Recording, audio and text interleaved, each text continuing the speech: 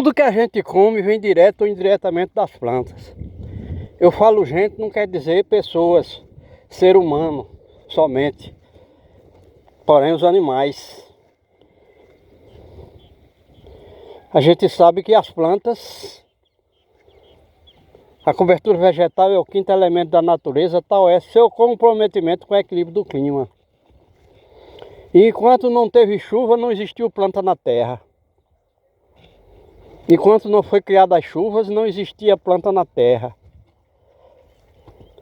E sem chuva não existe plantas, e sem plantas não existe a vida diversificada. Sem planta não existe chuva, e sem chuva não existe planta. É uma lei da física, mas também uma lei divina da criação. E aqui a gente está vendo essa terra onde não existe hoje 10% dos elementos vegetais que existiram aqui naturalmente, nativos. Nem relva, nem gramíneas, nem árvore, nem arbustos. Não existe 10%, porque esse terreno vem sendo mantido nu por mais de 200 anos para os campos de lavoura e pastagem do gado. Então aqui nós estamos numa área de pastagem do gado onde não existe sequer uma planta que possa ser considerada alimento do gado. Pasto.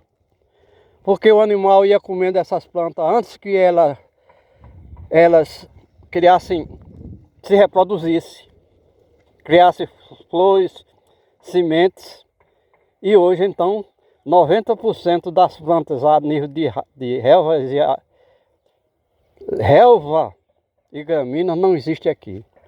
Então não existe alimento para o gado. Mesmo que o homem solte o gado aí, a planta ainda não morreu totalmente, que ela está secando por falta de água do solo. Mesmo assim ela não serve de alimento para o gado. O gado não inclui essas plantas que estão aí no seu menu. E aí a gente vê que é uma ação do homem. O homem destrutivo com sua tecnologia. E nós vamos caminhando aqui um pouco nessa área que é chamada de campo de pastagem, que não existe o pasto. E não tem o que o gado comer. E portanto o homem não pode criar gado numa situação dessa. Porém não muda. À medida que vai passando o tempo, essa situação vai ficando cada vez mais difícil para se criar gado aqui nessa área. Principalmente porque as chuvas aqui estão... Quando vem de um dilúvio e logo vai embora. Quando a água bate no chão vira lixo, porque ela adquire vários elementos que não fazem parte da água. E o que acontece é que o aquecimento global e junto com o El Niño, quando a água bate aqui vai logo embora, ela vai fluir, porque a água é um fluido de baixa viscosidade e grande massa específica, que sempre vai procurar ocupar os seus recipientes na atmosfera, na litosfera e na hidrosfera. Então, é tudo causa do homem. Onde falta água aqui no Brasil para se fazer agricultura, ou se ela é em excesso, como é o caso de estar acontecendo agora lá para a banda da região sul do Brasil, o homem é a causa, com sua tecnologia do fim do mundo. E aí nós vamos passando aqui um pouco da área de criação de gado, que seria os campos de pastagem. Vamos entrar na área agrícola, onde o homem botou uma cerca para produzir sua lavoura de subsistência. Aqui a gente está vendo o milho.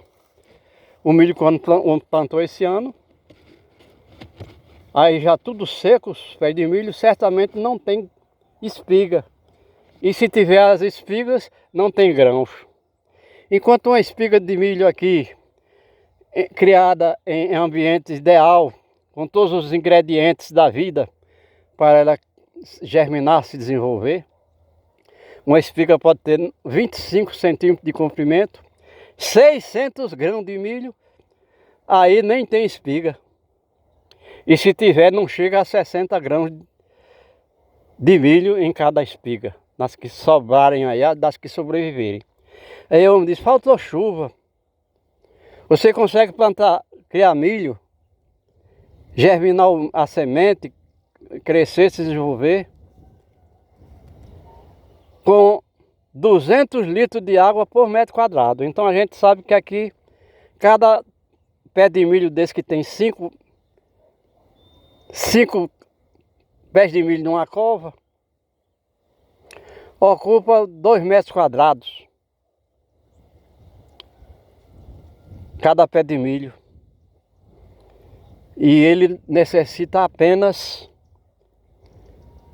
de 200 litros de água durante 90 dias, do plantio à colheita. Entretanto, aqui choveu 450 milímetros em 2026 e o milho não se reproduziu. Não existe milho. E vamos plantar milho normalmente no mês de março, que é para colher milho verde nas festas juninas, que é a festa do fogo, com fogueira, foguetões, balões, onde a comida de milho é tradicional, como a pamonha, a canjica, o milho assado, o milho cozido. E esse aqui não deu milho, não apresentou a solução. Quer dizer que o homem perdeu todo o seu tempo plantando, tratando a sua maneira esse milho, ou seja, limpando, tirando o mato para não concorrer com ele. Choveu até o dobro do que era necessário para produzir milho e não produziu milho.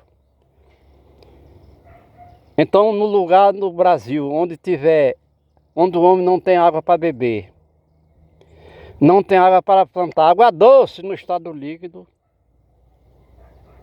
o problema tem como causa a ação nefasta do homem na sua tecnologia do absurdo de fim do mundo. Então aqui nós estamos vendo essas duas áreas. Aqui está o cardeiro, que é um cacto nativo aqui dessa área do Brasil, que nasce nos cerrados. E aqui é uma área de cerrado, porque a gente disse que 90% das plantas aqui desapareceram. Aqui existia árvore de grande porte, como aroeira, catingueira, mororó, umburana, angico, cumaru, mulungu, ipê. A jurema aqui é uma árvore de grande porte, e aqui a gente está vendo que ela não consegue mais se desenvolver. Chega a 4 metros de altura no máximo e morre. Porque falta também o solo. Aqui o solo era o segredo dessa área ter essa grande massa vegetal que hoje não existe mais. Então o solo aqui desapareceu, foi mantido nu, sem cobertura vegetal.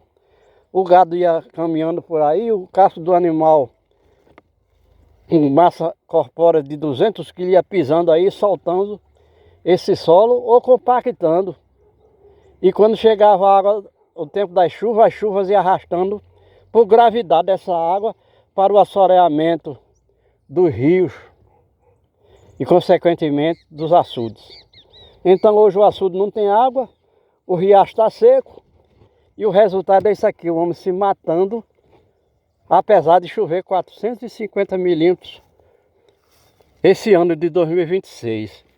A gente vê aí a mamona, que aqui é chamada de carrapateira, porque o óleo de rícino produzido pelos seus grãos, que a gente chama de caroço, era usado para matar carrapato, ou seja, parasita no gado, e também curar as bicheiras, que são ferimentos feitos no corpo do animal que infecciona, inflama,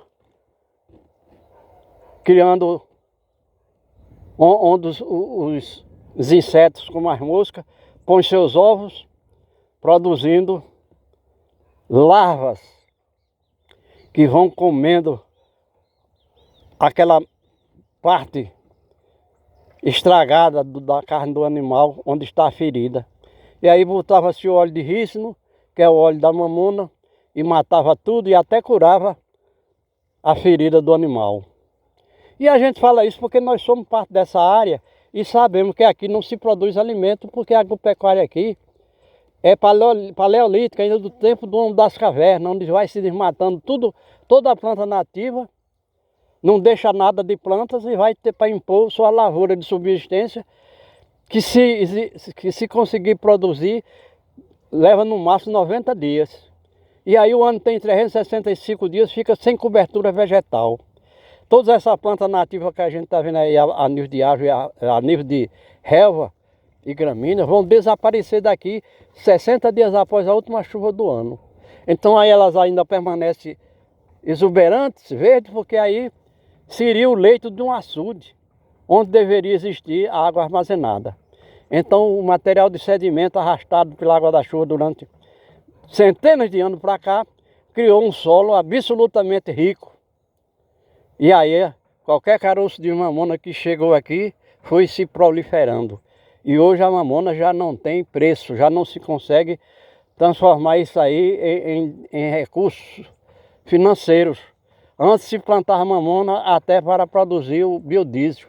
E hoje, por razões que nós desconhecemos, não se usa nem como óleo de rícino para matar os vermes da barriga das crianças, como se fazia antigamente. Nós estamos fazendo informação, que é informação científica, que é estranha na maioria dos trabalhos científicos que existem no Brasil. Nós falamos aqui da planta que morre porque já não tem água para mantê-la, embora seja a planta nativa daqui, que deveria existir com o clima, se o clima não tivesse tão agredido pelas ações do homem. E tudo o que o homem faz aqui, a sua agricultura, a sua pecuária, é absolutamente estranho e agressivo à criação de vida, à criação de agricultura, de lavoura. Então aqui a agricultura aqui é chamada de forma agrárida a ré. Aqui vai tudo para trás, nada vai para frente, porque o homem não estamos falando apenas do homem rude do campo, mas inclusive os governos e aqueles que por acaso passam numa faculdade, que é uma instituição científica, e chega aqui dizendo que a água da chuva é água suja, que a água limpa é aquela que cai no chão e se mistura com veneno, com petróleo, com fezes dos animais e restos mortais do gado que morre aqui todos os anos. A vaca morre de fome e o cavalo alazão morre de sede, como diz a música. Então tudo aqui é feito para não dar certo. E o homem continua o mesmo, e a cada dia o ambiente cada vez mais hostil à presença de vida diversificada. É o fim.